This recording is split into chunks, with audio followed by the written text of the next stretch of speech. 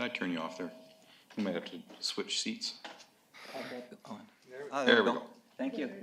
It's like my computer. If you press a button enough times, something will happen. Thanks, Councillor Lyson. My question is about, I notice in the regulations as far as buildings go, I didn't see anything in there about square footage size of buildings. And maybe the planning department can clarify for me if there is something in there about maximum size of envelope for the residential piece. And if there's not, I'm thinking that perhaps there should be. Your Worship, for the residential component, the only restriction on that is that it's accessory. It's an accessory use to a principal use, such as office use or high technology research and development. So, for example, if the property was subdivided in the future, there's a minimum parcel width mentioned and a minimum parcel area in the CD zone. So if the property was subdivided in half, under the proposed zoning, you could not build a multifamily development without the principal use occurring. If that makes any sense.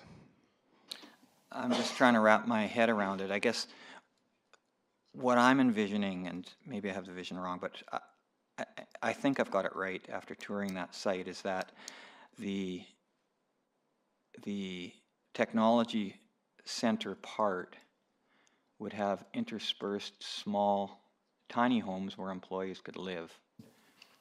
And I guess what I want to know is, does subdivision have to occur in order to put the residential pieces on a different lot, or can it all be encompassed in one?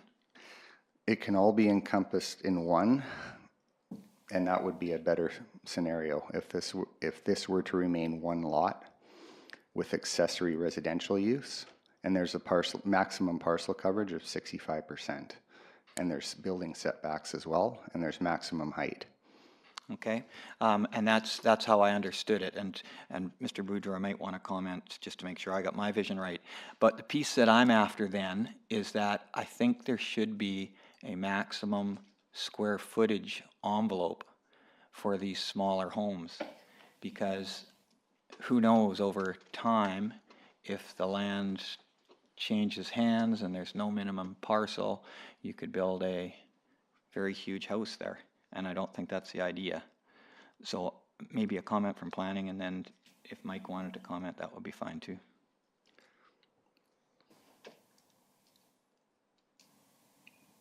Kevin? Well, what Councillor Harrison is suggesting could happen. One could build a very large house on the property. This is not much different than what we have in the commercial zonings that allow multifamily development. There's no maximum number of units. It's all based on height and setbacks and parcel coverage. Okay, I'll ask a more direct question. Can we put a minimum envelope size for housing, and would Mr. Boudreau be okay with that? And a maximum. Oh, sorry, maximum's the word I'm after. You want a minimum and a maximum? Yeah. So I just want to see, can we do it, and would Mr. Boudreau be okay with that? Could we go in order on that then, Mr. Pearson? What's your opinion on that? And then maybe we'll ask Mike. Yes, you could. You could put a maximum site coverage for accessory I'm not residential. after site coverage. I'm Or after units. Or units. How about envelope size? It's the same as site coverage. You'd have a site coverage specific. Oh, I see. For each unit? Okay. Yep. Can we do that? Yes. Okay. Let's see what Mr. Boudreau thinks about the idea. That would be similar to what we've done on agricultural land. We could make a minimum and or a maximum. Okay. Mike, do you have any comments on that? I'd be fine with a maximum. Okay, that's great. Then I'll leave it to staff to work with Mike just to try to include that somewhere. Thank you. Thank you. Councillor Lyson. Yeah, thanks. And I appreciate the comments. And I appreciate when we're able to do a CD zoning, and we're speaking to a room of informed, educated people about development zoning, and so a comprehensive development zone is unique to the property, and we've created them through everywhere. What we see with CD zoning, essentially is you get ground floor commercial and upstairs residential, and that's what you see down on the waterfront and in other places. If you guys have ever been to a Canucks game in Vancouver, across the streets of Costco, above the commercially zoned Costco is 50 units of residential, right? And so you see that there's the mixed use. One of the hard things about CD zoning is that it's really difficult to get a residential mortgage on a commercially zoned property. There are 3 people who will do them, and they do them on exception basis. When they do them on an exception basis, this is for everyone to know in the room because we're all going to talk about this at some point, so I may as well get at it, is minimum square footage. How big is it and what's it made out of? Tiny homes? No go. Bonobos? No go. On an exception, Valley First will do it. So you want your minimum square footage ideally to be above 650 square feet. Okay? For our accessory use, I believe it's 1,068? 968? What's... For a residential suite, yes. Yeah, 968? Yeah. Okay. So there's kind of your sweet spot for what I would say would be a living unit, and what is available for somebody to get financing on it, or what is considered an acceptable secondary use. So for the applicant and for staff to know that, if you're looking to go to the bank and say, I'd like to buy this unit at some point or finance this unit, they find it more manageable between those numbers. I'm yet to find somebody who's doing water homes. I'm yet to find somebody who's doing tiny homes because it's still cheaper to buy an RV. And I am yet to find, other than Valley First on an exception, anybody who will do a steel box home, unless it's community driven, like the ones you'll see in the larger centers. So those are my thoughts on the housing component. I'd love to see upper units, and I'd love to see standalone units. I'd love to see, I mean, the irony of it is most of the units that are on, the buildings that are on there right now are mobile homes or modular units. So it's, and we do have, and if you guys remember, do you guys remember the golf course in Canoe? We do have a zoning for tiny home type, which is the park model, right? So the park model is kind of the new mobile. Nobody will really give you a loan on a park model anyways for a house. But we've created a comprehensive zoning for that specific type of development, which is not necessarily long-term living, but a strata. So I'd be interested to see what happens with the strata units, or if this ever does get stratified, if we do have that size minimum, 6 to 1,000 would be my preference. I'd love to see Mr. Boudreau be able to build a commercial space with the residential units above it. I think that's everyone's goal, but that's expensive. And so in the short term, I'd be happy to work to make something happen on the site that does allow housing. A single family house right now is unaffordable in Salmon Arm for new professionals, and they're not available. So if you're a nurse and you make $65,000, you're not buying a house in Salmon Arm. You're looking at a condo anyways. So in the short term, I'd work with Mr. Boudreau to get something on there so that he can house his employees. But in the long term, I'd want to make sure that it works for both Mr. Boudreau and the people who own them, or if he owns them in the future, and getting financing for them. So I will vote to support it. And I agree that at some point we will have to do something at that intersection. And I don't know what the solution is, but if I'm elected, just whatever. Go ahead. But yeah, I'll support this. Okay, thanks for your insights there, Councillor Laxon. So we'll go to Councillor Shin. Thank you. Through you and to Mike, thank you for coming this morning to present your concept to us.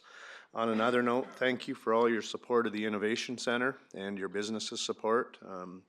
It's very much appreciated. And to me, this really is an extremely positive opportunity for the community. And I thank staff for working on a CD zone. I very much support it, and the staff recommendation, I will vote in favor, and I don't feel we need a traffic study. In my opinion, what we're going to end up with isn't very many more people coming to that site than have been historically. I live right near there. I use that intersection a lot, and it's not a great intersection, but speeds are slow enough that I don't think it's a huge concern. I don't think you're going to be bringing a bunch more traffic than already exists. So I understand staff's reasoning in the engineering report, Appendix 8, for a traffic study, but I will not be requesting a traffic study. So I will support staff's recommendation with no request for a traffic study.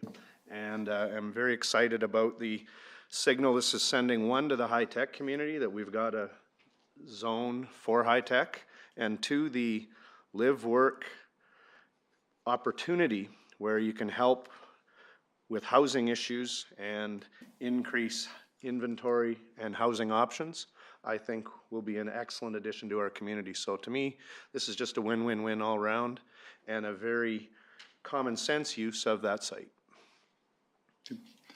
Thanks, Councillor Flynn. Councillor Lavery. Yes, thank you, Acting Mayor Jamieson. Interesting discussion on footprint, minimum, maximum sizes, and I have to say I've got to ponder this a bit more until the next step of it. My immediate reaction is to default more to minimum parcel size and not maximum, but again, I want to ponder this a bit. It is probably a few steps down the line, but I don't want to, the market will dictate an owner's ability to put housing on there, and I think that I don't want to constrain those options down the line. I realize that we could do the CD zoning and then somebody could come back, but my approach to this is, and again, I will ponder it more, but likely to focus on the minimum size, but not necessarily the maximum size. I was actually, when the site was first available, I was kind of anticipating housing going in there. And so I don't think that needs to be at this stage ruled out. From that, I will vote in favor of moving this forward, A, and B, I'm certainly, I think it's a great innovative approach, and we'll see how the public hearing goes and proceed from that, but I think this is a great great step forward. So thank you very much. Thank you, Councillor Lavery. Councillor Harrison. Thank you, Worship. And my comments, I mean, I think this is exactly what we want in Salmon Arms, so I hear my colleagues were excited for what you're doing there. As you know, public hearings, it's important that you make sure you spread us the information as much as you can, and I know you have been talking to your neighbors, and that they're informed. So the more they're informed, the better it will be for public hearing. So I encourage you to continue to do that, and I will support the motion. Thanks, Councillor Harrison. Yeah, there's anything else from council? Any more questions for staff? If not, we'll certainly go to a vote. I just wanted to say that a couple of comments from council so far I think are really important. It is signaling sort of expanding the direction that we are kind of on right now. And those comments from Councillor Wallace-Richmond I think are really important, that it is a signal to the greater tech community and to people generally in Salmon Arm.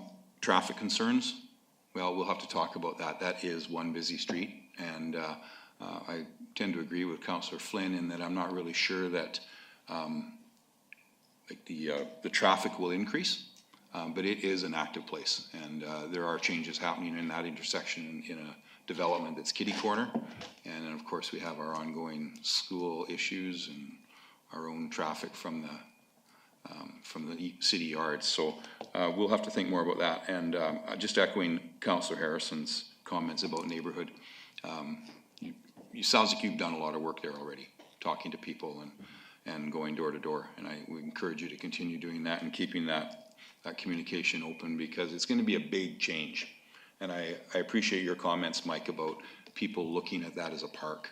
And so often we walk through property that looks beautiful. It's a great place to take your dog and throw a frisbee and all the rest of it.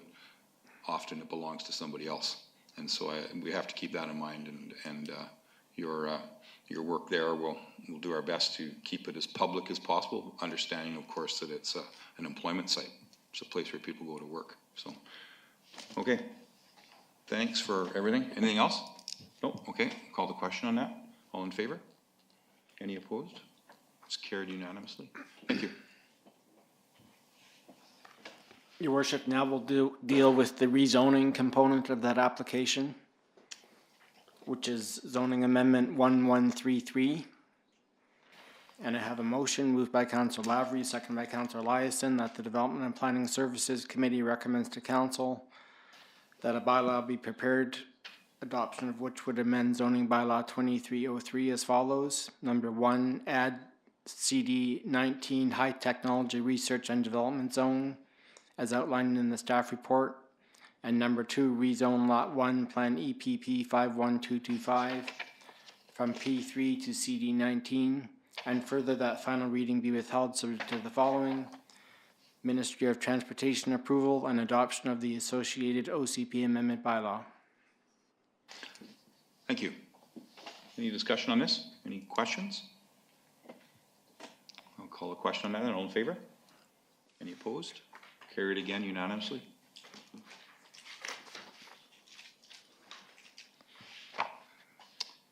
Thank you. So we'll move on to what was once 1 is now 2.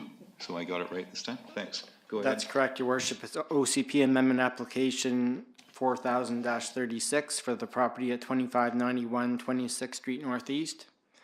And I have a motion moved by Councillor Eliason, seconded by Councillor Harrison, that the Development and Planning Services Committee recommends to Council that a bylaw be prepared, adoption of which would amend OCP bylaw 4000 by redesignating the 0.38 hectare portion of land shown in Appendix 5 from low-density residential to medium-density residential. That's it. Okay. Thanks, Your Worship. Or, I'm sorry. Thanks, Carl. Maybe we'll turn it over to staff if there's any comments that can be made on this. So, Your Worship, this application is like the previous one. It involves an amendment to the official community plan bylaw and also an amendment to the zoning bylaw. The motions are broken up, so I will speak to both in this presentation. Starting with the subject property owned by Mr. Dion, Eugene Dion. The property is located at 2591 26th Street Northeast, which is right here on the map. And that street is the primary access to Mr. Dion's dwelling. The property is designated low density in the official community plan right now, as is the surrounding land. The surrounding land is primarily older, large lots. And the applicant is proposing to redesignate approximately 1/3 of the property, the northern 1/3, just under an acre in size, from low density to medium density to accommodate R4 zoning of that same piece of property for the development of 12 units in the form of 6 duplexes. The R4 zoning is supported under the proposed medium density residential land use.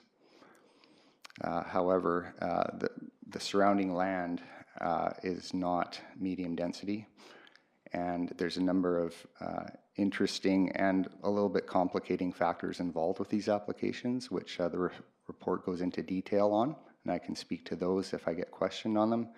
And Mr. Dion is here as well. Thanks, Mr. Pearson. Give the chance for the applicant. You want to say anything? Anything that you want to add?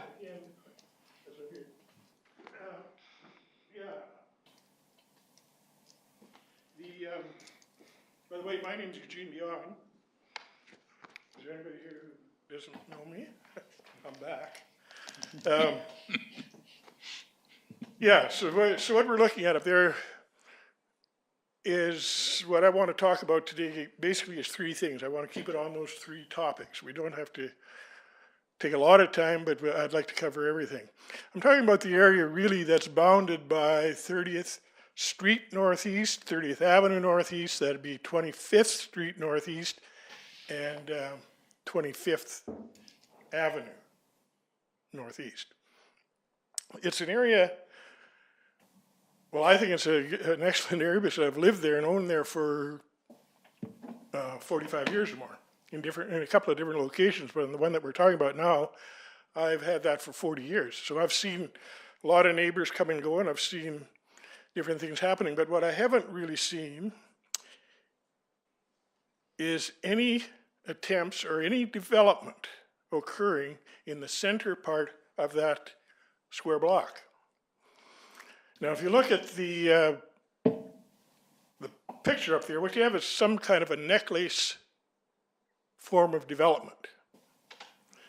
Residents are scattered around. They're fronting on the 4 streets that I just mentioned.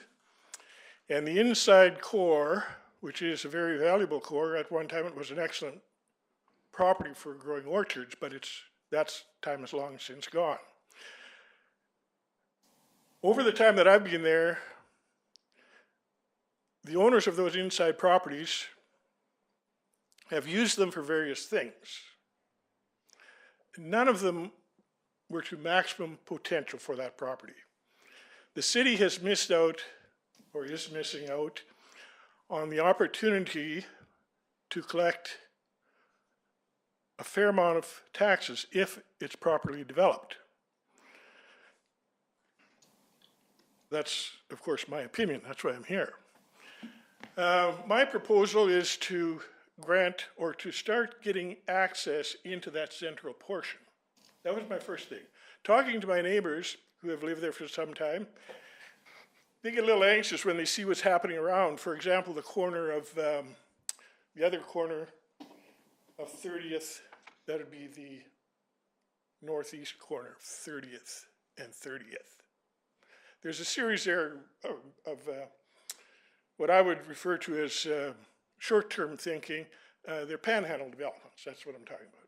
Where the large lots are accessed by a narrow driveway and then the lot in the back. I mean, it's been going on for years. Sometimes people say, we'll chop off a chunk, sell it, house is built. I've never been in favor of that type of thing because I think it works against you in the long run. You're creating more of what we already have there, large lots that are inaccessible. And they go beyond that because they block orderly development. Where you would be able to put a street, all of a sudden, you've got another blockage in front of it. Now, getting back to the square that I was talking about, it's a little bit like a puzzle because there are many pieces. The larger or the small acreages that are in there, they number maybe a half a dozen or so. They're all individually owned by different people.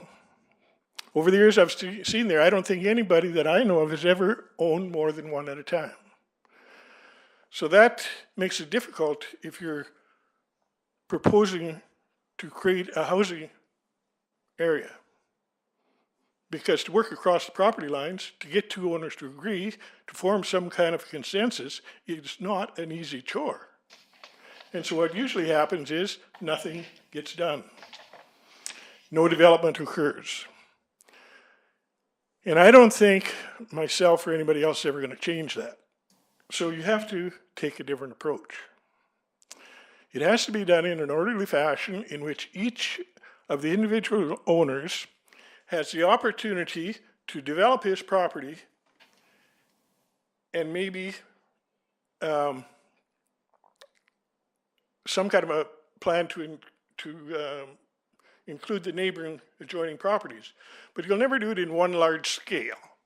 I don't think anybody would ever come along, no developer would ever come along and buy the whole area and be able to develop it because those individual properties are quite valuable right now. And if you break up one of them, you get a few lots, but it probably isn't enough to even pay for the servicing. So in talking to the neighbors who are getting a little anxious when they see applications going forth to create a panhandle lot on the lot next door. So they, I guess, have heard that I am a developer.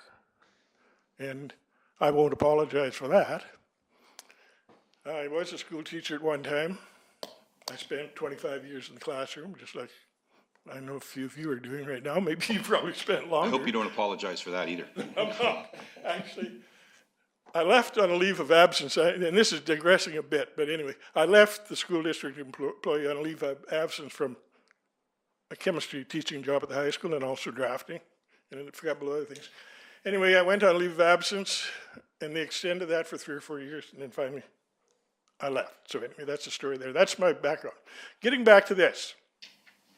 So what I'm proposing is to, I looked at all the opportunities to get into that inside core. Where could it be accessed in the simplest possible fashion? Well, one of the places that comes up very close is 26th Street Northeast, and I can see it up there, but I don't know if you can. Yes, 26th Street Northeast. It dead ends on my neighbor's property. That'd be Plan B. Okay, that'd be one axis that could go in. I have no control over that axis. That belongs to my neighbor. So I had to walk away from that one. The other ones, there's one on the 30th Avenue side. I'll be showing you that in a minute. And I suppose there's some along North Broadview, 30th Street Northeast. Again, I don't have access to any of those. So I'm only going to be able to work with what I have control over. And I don't have really a lot of control over that because there's a road dedication that butts up between, and it's on the map there, I believe, yes, in yellow. It's a road dedication that was created in the late 70s, in 1978. And the purpose of that road access, that road dedication was, in forward thinking, to access that inside property. Again, it was taken off a neighboring parcel. And I think Kevin has explained some of that. I'll get onto that later anyway. So that's what I started working from. I was aware that the zoning there is low density residential. So that means single family dwellings. And I have no objection to that whatsoever. But there are other forms of housing. A lot of them a lot less expensive and a lot more affordable. So I, with the help of a BCLS anyway, came up with some different plans, but none of them were working to my satisfaction. I like to see land efficiently used, put it that way. I don't like to see long, narrow lots, because that again would lead to a panhandle type of subdivision. Lots that might be, have a potential use other than the residential, because of the spare space, maybe in the back or whatever. So again, it's getting back to a point of efficiency. I've built and I've had experience in all the different types of housing I think that are to offer in British Columbia in many different areas. The lot that we're talking about is oblong. Is anybody here a math teacher? It's a quadrangle. Is that right? Because it has one side on the western border that slopes off. So what is narrow along the proposed street frontage, or what is not very wide along the proposed street frontage, gets even narrower as you go back. So if we put a street in there, we'll call that 27th Avenue. And we'll follow the low density residential. You have an opportunity to create lots on either side of that proposed part of 27th Street that would be built on my property. The road reserve, there would have no houses on either side. That would be purely an access with the services that are required for the development that I am proposing. So if you go in there, on the south side of 27th Avenue, you could get 3 residential lots of approximately 5,000 square feet each. On the other side, on the north side of 27th Avenue next to you, you could attempt to break up that quadrangle, but nothing would work out efficiently enough, in my opinion, to put even the most narrow municipal or public road in there and create lots around it. It just wouldn't work, in my opinion. The other option, I suppose, would be to make 3 long, narrow lots. Well, that's not efficient use of land at all, and I certainly wouldn't even be proposing it if that was the case. So what I did, I proposed, and you see the sketches that I've provided, the duplex concept in a strata development accessed by an internal roadway.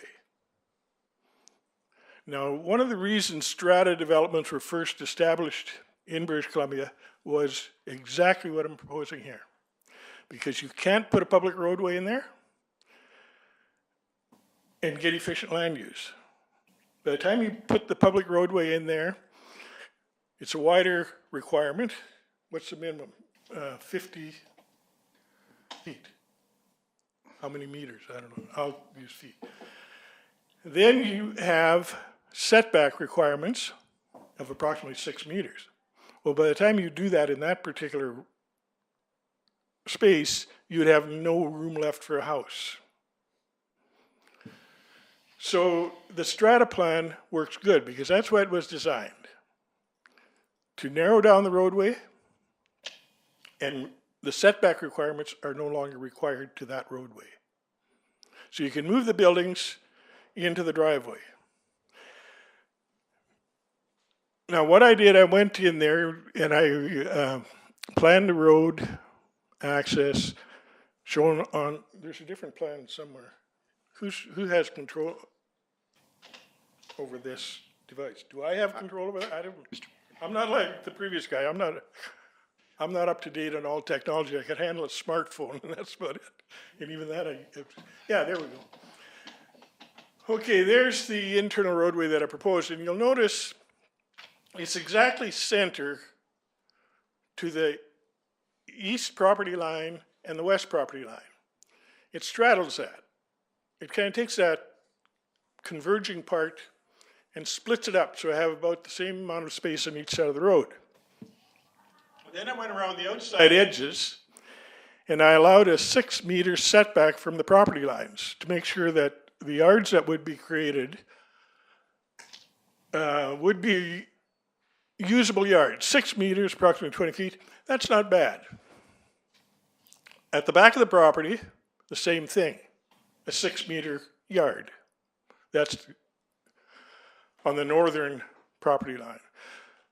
Now, the only time that I vary from the 6-meter setback from the outside property lines are on the 2 duplexes at the very top of the page.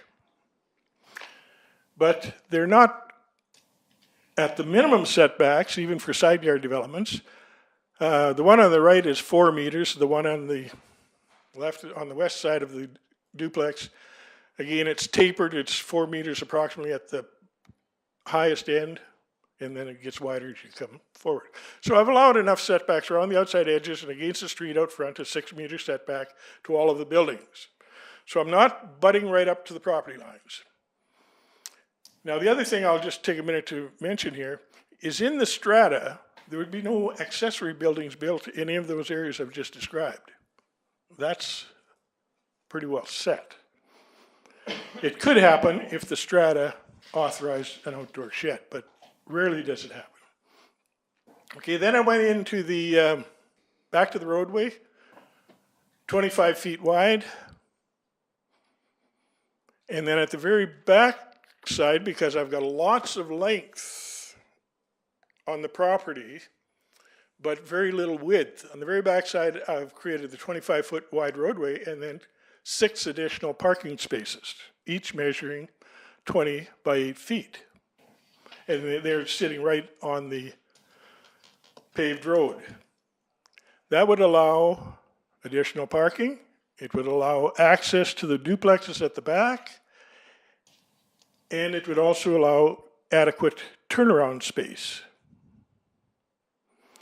Now that T in the road goes to both property lines.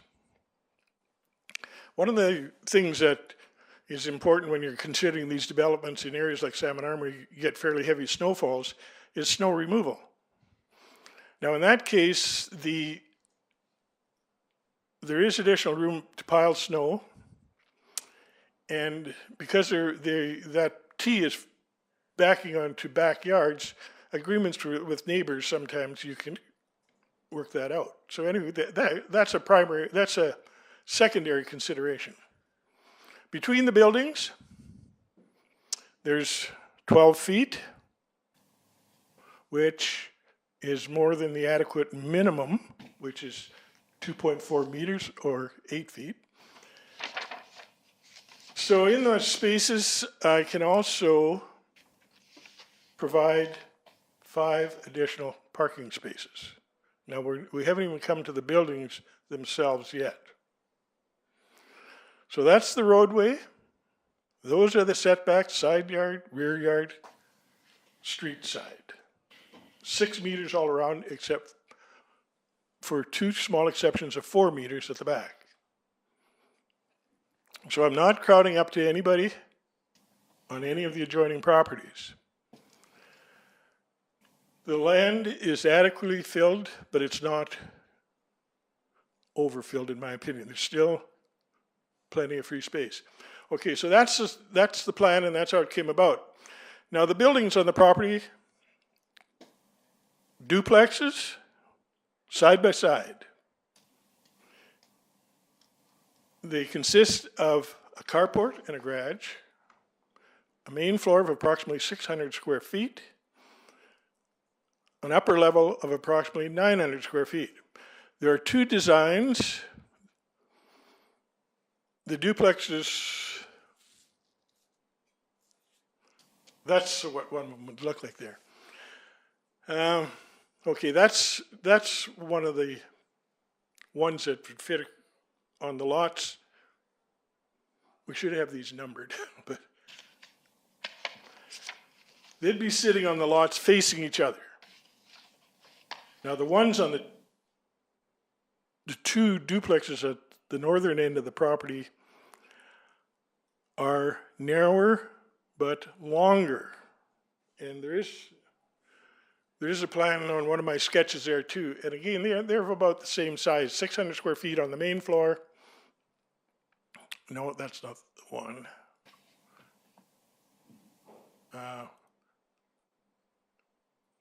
Yes, that's the one. Okay, lots I have numbered there, 5, 6, 7, 8. Those are small. Those are the narrower duplexes, but longer, kind of matching the shape of the property. But similar design, 600 square feet on the main floor, approximately 900 on the upper level for a total of 1,500 square feet. Plus, each one of the units has a carport and a garage. Now, the carports and the garages are 12.5 feet wide, 20 feet deep. They're of adequate size. And of course, each one of the units would have 1 garage and 1 carport. Okay, I'm just going to stop and group. Do you have any questions so far? Thanks for that overview. And kind of your statement of philosophy of development in that part of town and other parts of Salmon Arm for those kind of landlocked pieces. So are there any questions or anything for Mr. Dion? We have one right now, so Councillor Lavery? Yes, thanks for the presentation as well, and I have some comments a little later. Just to fill in this, and it was a reference I know in the Economic Development Society correspondence that we had.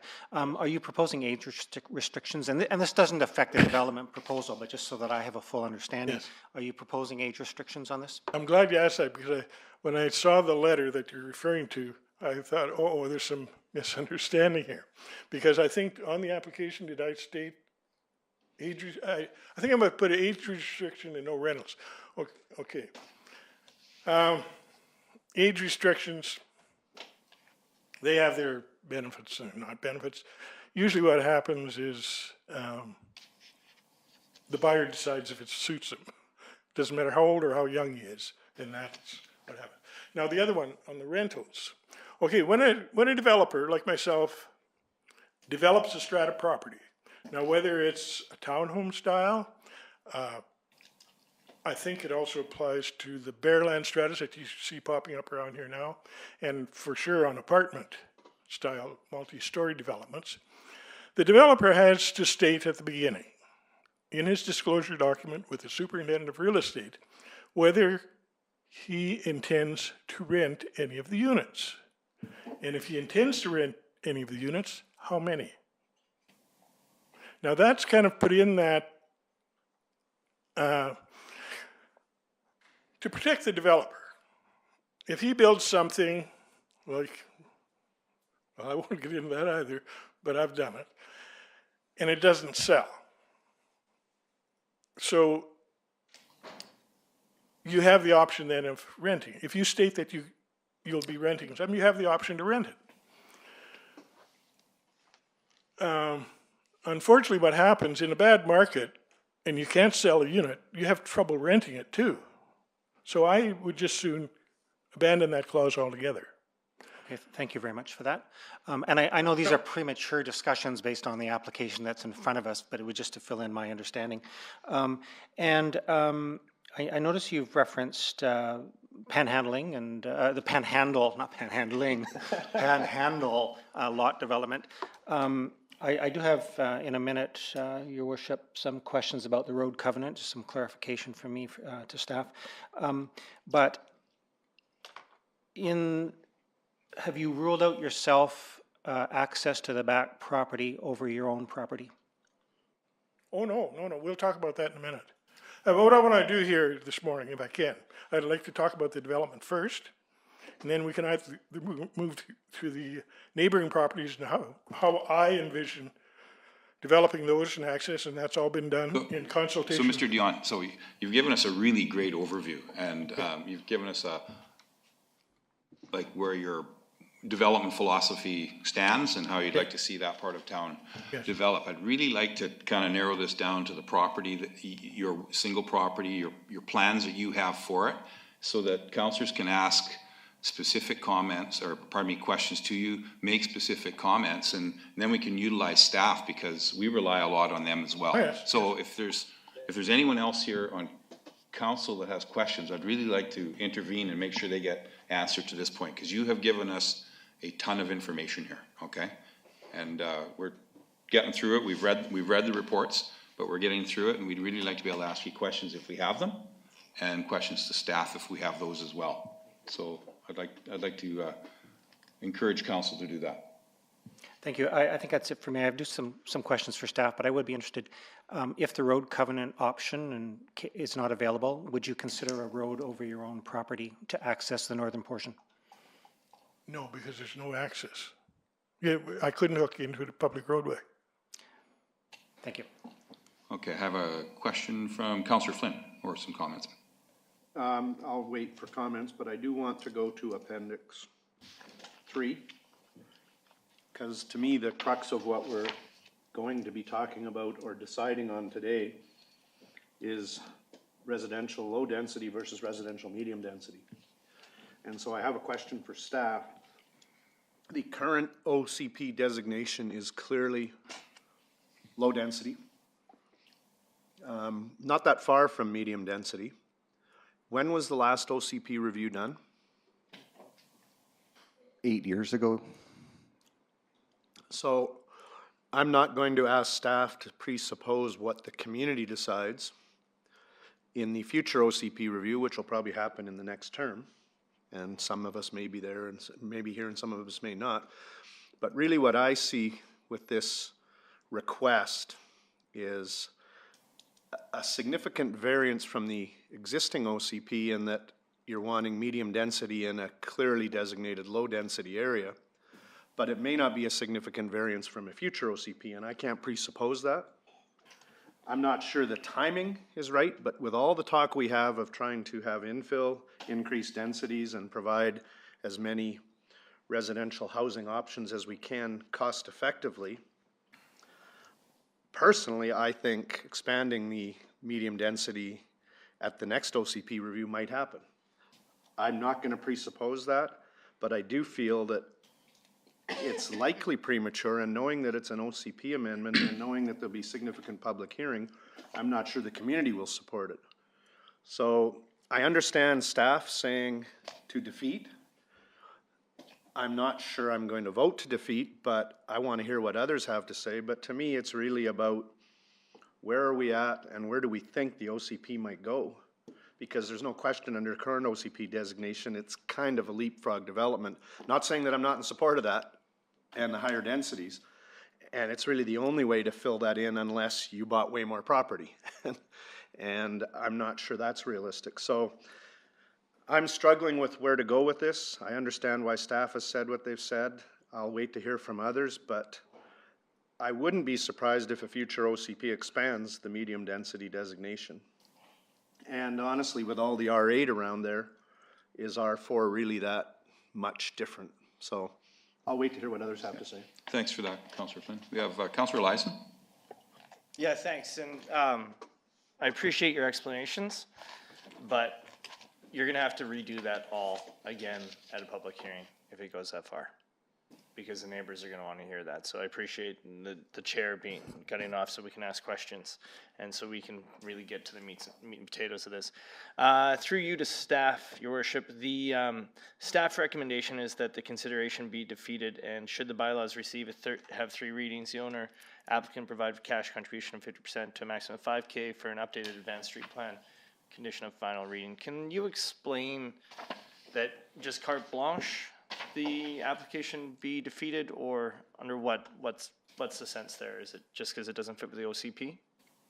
Your Worship, staff's opinion on this proposal, and we do understand where Mr. Dion is coming from with his proposal for this particular property, and we see how it does make sense to him, but for the broader policies in the OCP, we think this is premature without an advanced neighborhood plan and at a minimum an advanced street plan, and that is something the approving officer requested for the subdivision application.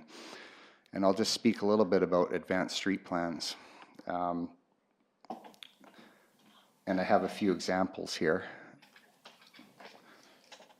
This is a advanced street plan provided for the Conacheck subdivision at the new Auto Road and Foothill intersection.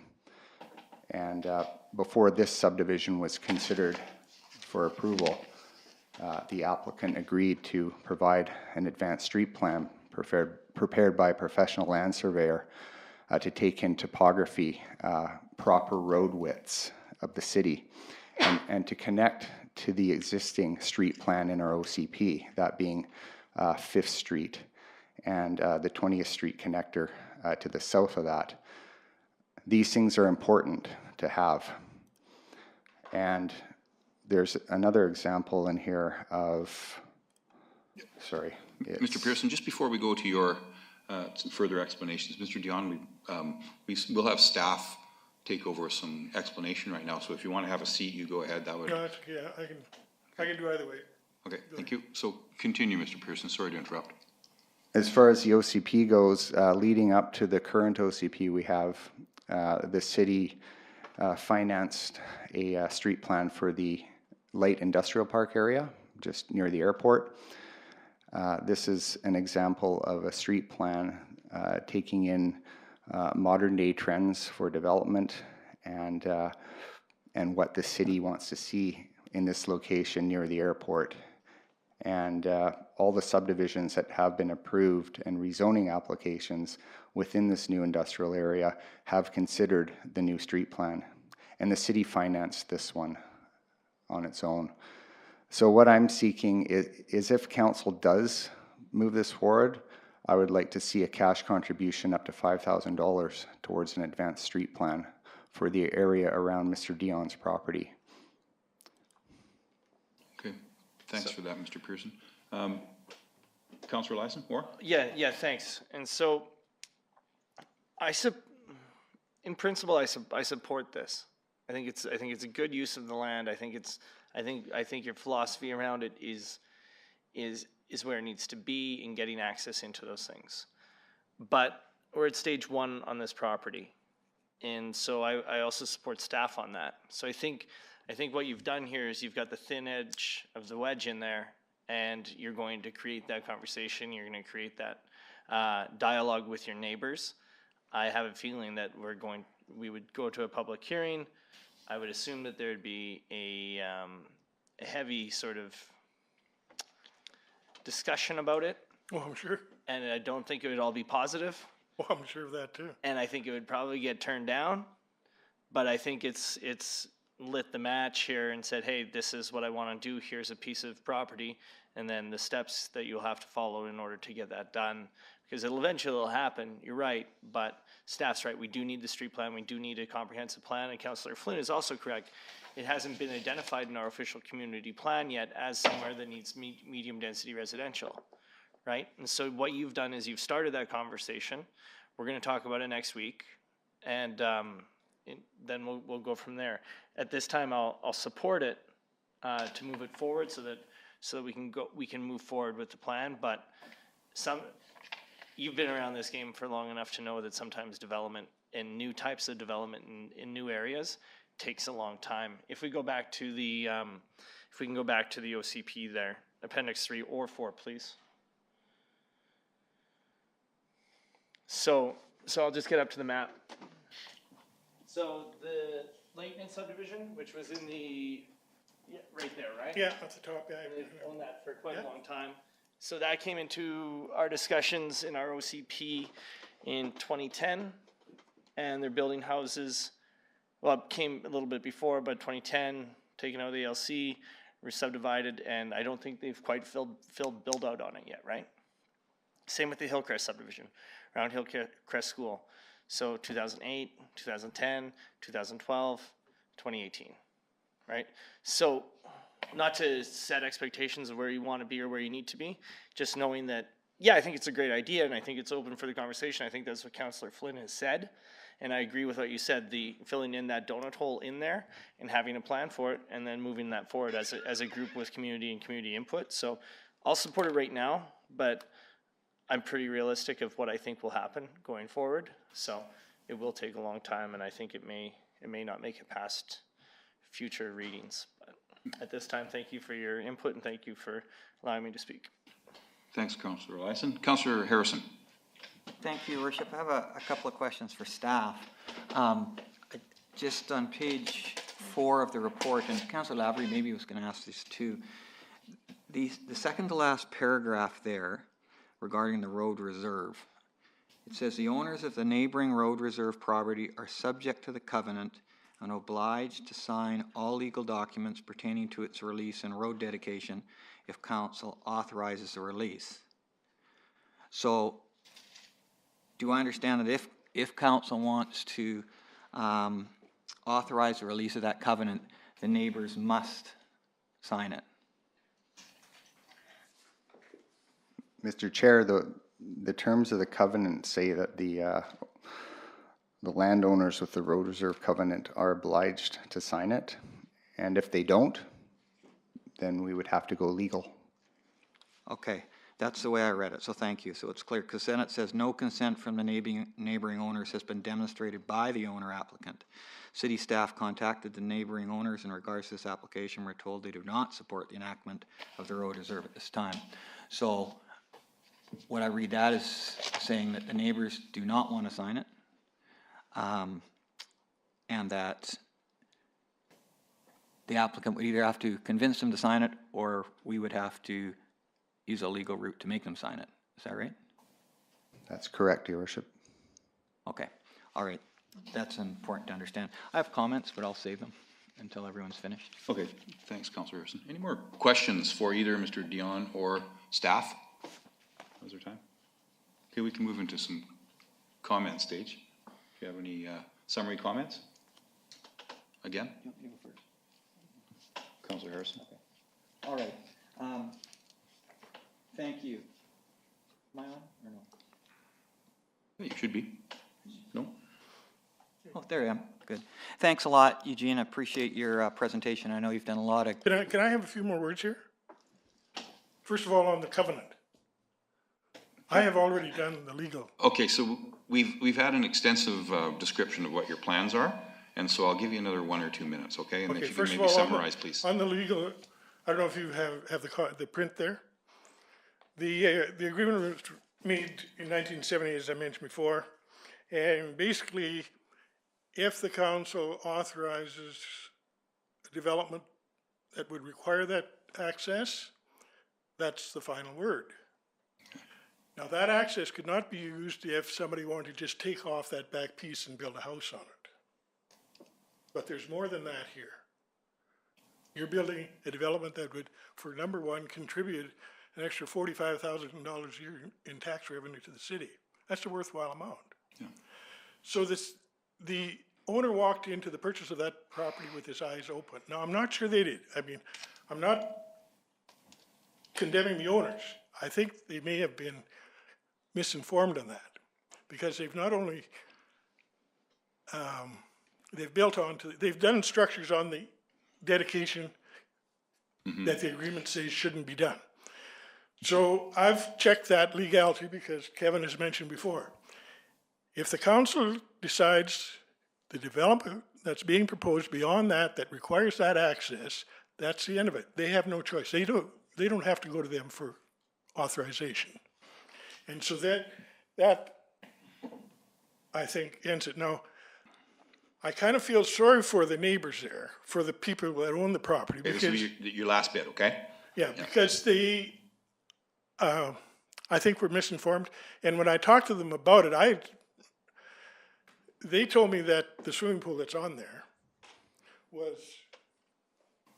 had a permit. Okay. Because basically what it's sitting partly on the dedication as well as any. So I think if that is truly an issue for you, then I suggest that you make either complaint or investigations with our appropriate departments and clear that part up. There's a huge conversation that's needed here, an extended conversation, and a couple of councillors have already alluded to that. And I want to make sure that you get your time to say your piece and to describe your application and your proposed development. At this point, I think we have a ton of information, and I want to make sure that council has time to ask more questions and that we can, get the information from staff. Okay, so in my mind, Mr. Dion, I think we've reached a point where we have enough information from you. Okay? Okay. So Now, go ahead, do you Councillor Harrison. Okay, thank you.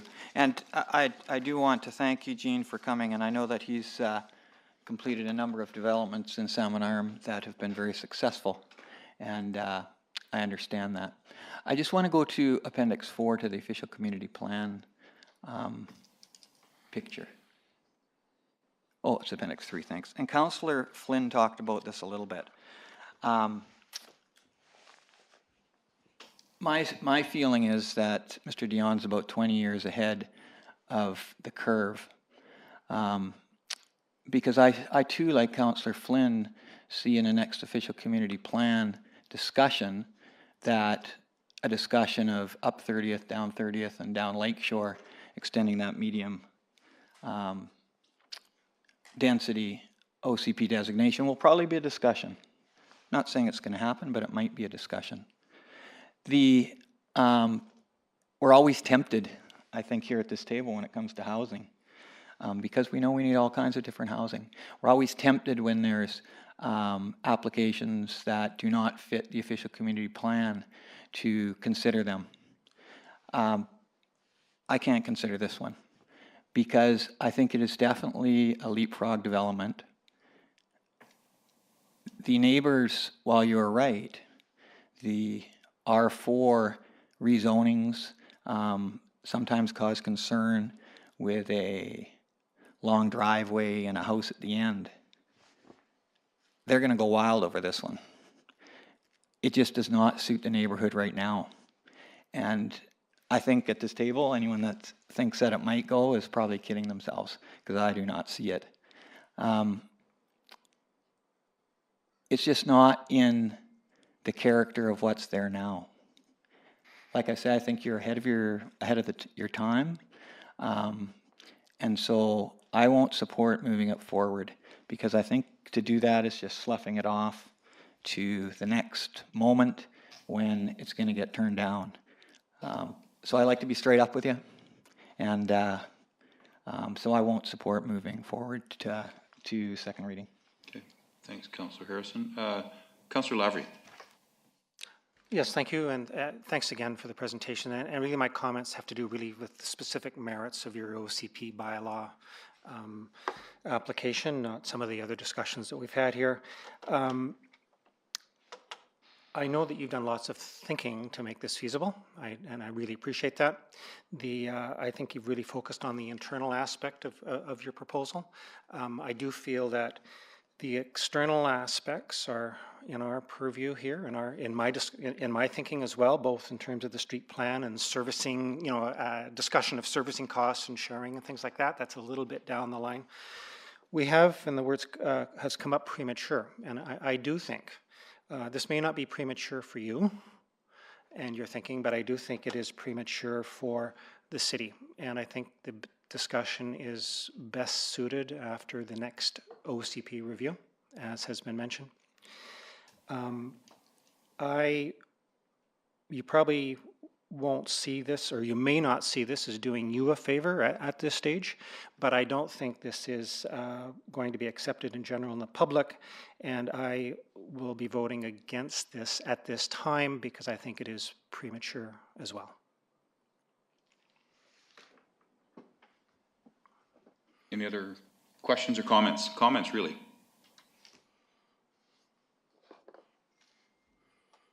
Doesn't look like it? Okay.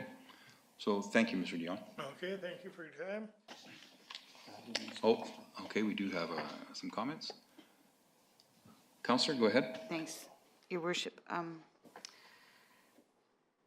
have to say I'm on the same page as council here. I do see this happening at some point. I don't see it happening right now. I considered moving it ahead just so we could have the public conversation about it. And I think these are conversations we need to have, but I don't want to burden the potential developer with taking the responsibility of starting those conversations when maybe they should be happening at the OCP, at the next OCP review. So with that in mind, I'm afraid I can't vote to move it forward. Thanks, Councillor Walsh-Richmond, and Councillor Flynn. Thank you. Last comment. Thank you for a second opportunity. Having heard the input from other councillors, as I said, I wanted to hear. I agree wholeheartedly with everybody. It's kind of where I was at. I don't think it's 20 years ahead of its time, but it's definitely ahead of its time. And I think the energies of Mr. Dion would be better utilized in the next OCP review to determine if the community truly feels this should be medium density. And I don't want to see you spend too much time or energy now, as others have said, with a false moving this forward to first reading. I just think it is premature. I think long-term it may make a lot of sense, but I think the community needs to have that discussion in the next OCP review. So previous OCP reviews have seen medium density and high density expand. I think the housing pressures that we see, this makes sense, but if it was the other yellow, I'd be in support, or the orangey yellow, but it's not right now, so I will vote to defeat as per staff's recommendation. Okay. Thanks, Councillor Flynn. Last chance. Okay, thanks, Mr. Dion, for your presentation, and almost all the councillors who have spoken have alluded to this big conversation, this bigger discussion that has to happen. So it's a neighborhood discussion, it's also a community discussion, and I think at least two councillors have also stated that the OCP is where this needs to be really hashed out. And we invite you, Mr. Dion, back to the table when the OCP is reviewed in the next short while. I'm presupposing that in this next cycle with council. So I will call a question on this, and thank you for your comments and your questions. All in favor? I said I would. Any against this motion? Thank you. We have, Mr. Bannister, we have two votes on this one? We have the rezoning component, which is next. Yeah. If you'd like me to move on to that. This looks like I'm sorry, I was voting against that. It should be 5-1 4 to 1. against. Or 5-1, yeah. Okay, and then we'll move on to the next component. Okay. Thank you. The next item, your worship, is zoning amendment 1130 for the same property at 2591 26th Street Northeast.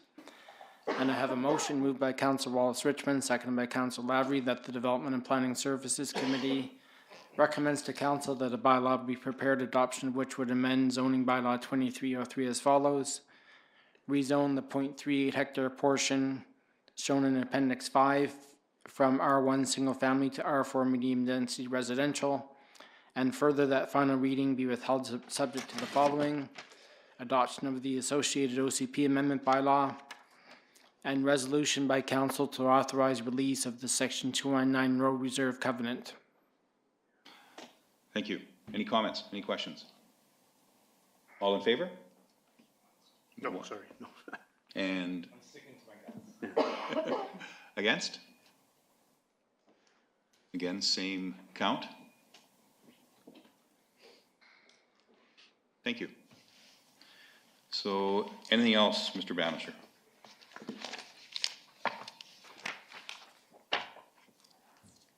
No, we'll just have a motion to adjourn. All in favor? Thank you. Carried. Good job there, Ken. That was not that easy. No, good job. Very nice job. Yeah. What time is that call going to happen? Okay.